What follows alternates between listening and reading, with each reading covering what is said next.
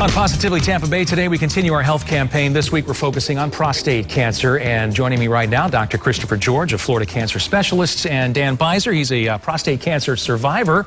Thanks a lot for being with us, guys. I want to start with you, Dan. When were you diagnosed? How old were you, in other words? And how did you find out, and how did that affect you?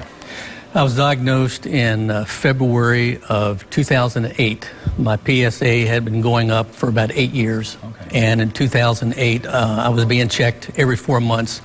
And it spiked from a 4.4 in 4 months. It went to an 8.4. Yeah, how'd you feel about that? Well, I knew something was wrong. Yeah.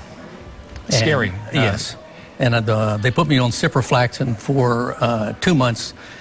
Came back, it was still high. They did the biopsy, and the biopsy proved that I did have it. Mm-hmm. Dr. George, I remember hearing that it used to be the treatment for prostate cancer was almost worse than the disease, but I guess we've come a long way since then.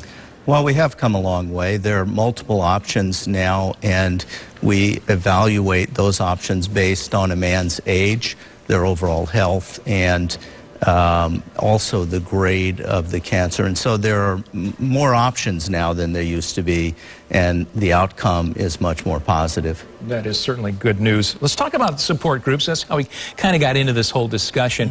And we mentioned before the break that, you know, it's not unusual for women to be in these cancer support groups, but men are a little touchy about it. You actually got into one, and how did you feel? Were you embarrassed at all about that, or? At first I was.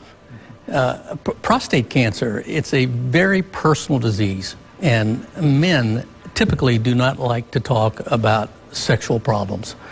And I was invited to Moffitt, and at the end of a speech made by one of the doctors at the Moffitt, he looked at me and told me to stand up and let the audience know how old I was and tell them about my journey. And that's how I got started.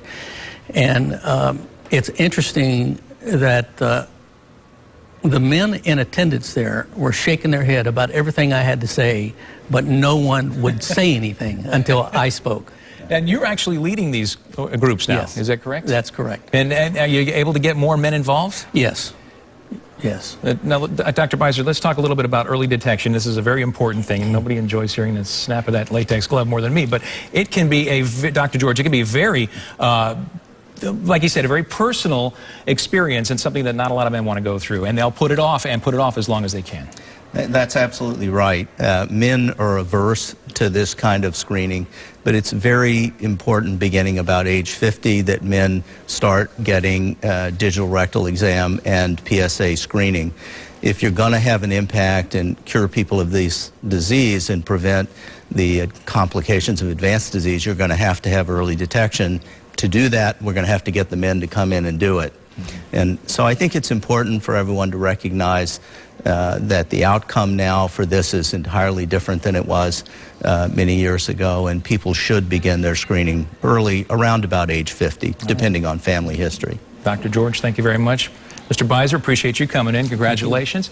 Continued success, by the way. And for more information on prostate cancer and the Florida Cancer Specialist, visit them online, flcancer.com. And stay with us. We'll be right back.